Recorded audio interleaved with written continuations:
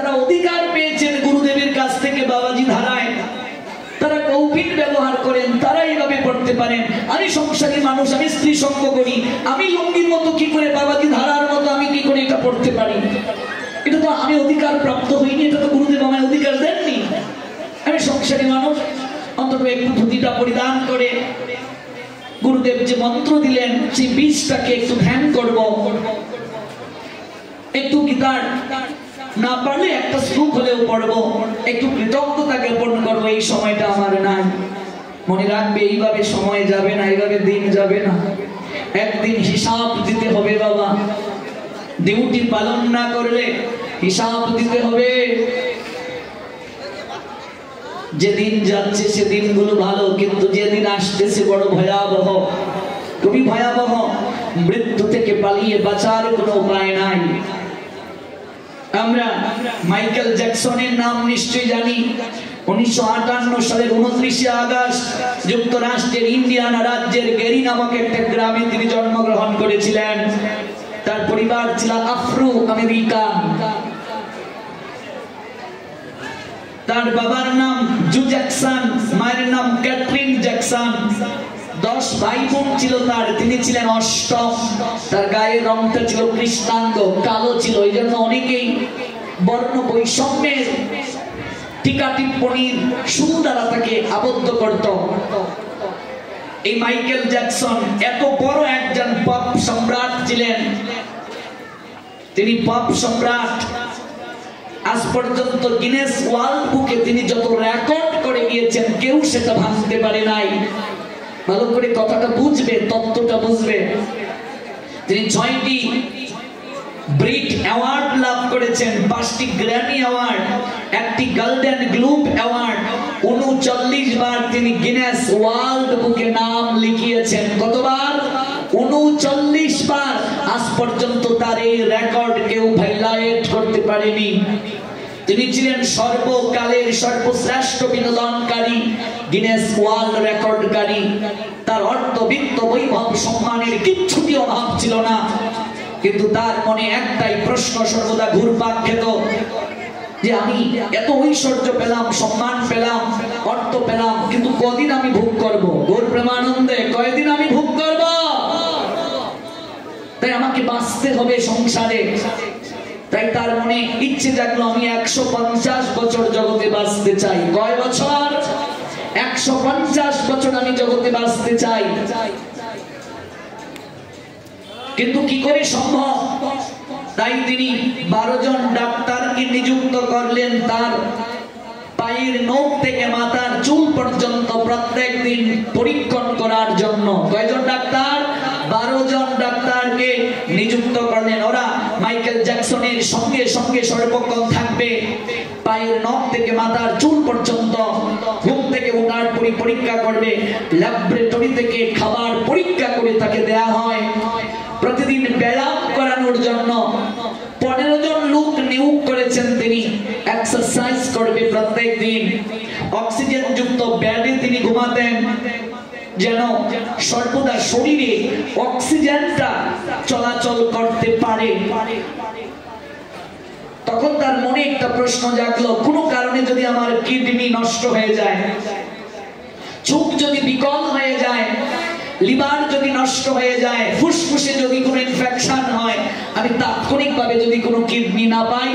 তাই তিনি কয়েক হাজার লোককে অর্গান ডোনার রূপে প্রস্তুত রাখলেন। প্রত্যেক মাসে তাদেরকে মাসিক বেতন দিতেন। অর্গান ডোনার, কোনো কারণে যদি তার শরীরের কোনো অঙ্গ প্রত্যঙ্গ ড্যামেজ হয়ে যায়, ওরা যেন এটাকে সরবরাহ করতে পারে। হৃদয় মাঝে ইচ্ছে, কত বছর বাঁচতে চান?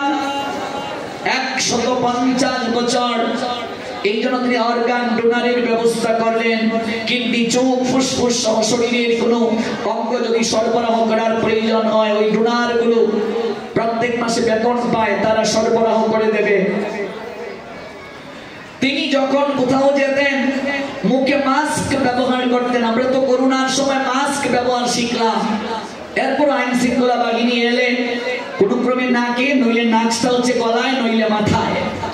বাঙালি তাই করে, কেমন? কিন্তু তিনি মাস্ক সর্বদা ব্যবহার করতেন। হ্যান্ডশেক এটাকে কি বলে? হ্যান্ডশেক। হ্যান্ডশেক করার সময় দস্তানা পড়তেন তিনি। সহজে কারোর সঙ্গে তিনি এমব্রেস করতেন না, আলিঙ্গন করতেন না, এবং ক্যারেস করতে তিনি সর্বদা কনসাস ছিলেন। তার হৃদয় মাঝে একটা ইচ্ছে, তিনি 150 বছর জগতে বাঁচতে চান। মাইকেল জ্যাকসন পপ সম্রাট। এখনো ইউটিউবে সার্চ করলে তার অসংখ্য ভিডিও পাবেন। কিন্তু যখন তার বয়স মাত্র 50 বছর, তখন ভগবান শ্রী গোবিন্দ তার মেইন সুইচকে বন্ধ করে দিয়ে দিলেন। Only 50 years Michael Jackson main switch off this time. সেই সময় মেইন সুইচ বন্ধ হয়ে গেল। সঙ্গে সঙ্গে 12 জন ডাক্তার পরীক্ষা করতে শুরু করলো। লস অ্যাঞ্জেলাস ক্যালিফোর্নিয়ার যত ডাক্তার আছে সকল ডাক্তারকে নিয়ে একটা মেডিকেল বোর্ড বসানো হলো। ব্যক্তিগত 12 জন এবং লস অ্যাঞ্জেলাস ক্যালিফোর্নিয়ার অগণিত ডাক্তার নিয়ে মেডিকেল বোর্ড বসিয়ে আর কোনো পর্যায়ে কোনো কিছু দ্বারাও তার মেইন সুইচকে অন করা সম্ভব হলো না। রাখে হরি মারে কে, মারে হরি রাখে কে। মাত্র 50 বছর বয়সে চিরনিদ্রায় তিনি শায়িত হলেন। তখন 2009 সাল 25শে জুন তিনি দেহ রাখলেন, মারা গেলেন। তার অন্তিম যাত্রা 2.5 মিলিয়ন লোক লাইভে দেখেছিল। 1 মিলিয়ন সমান 10 লক্ষ, 2.5 মিলিয়ন সমান 25 লক্ষ লোক লাইভে দেখেছিল। পৃথিবীর ইতিহাসে লাইভে এত সংখ্যক লোক কারো অনুষ্ঠান দেখে নাই। এই রেকর্ড আজ পর্যন্ত কেউ ভাঙতে পারে নাই।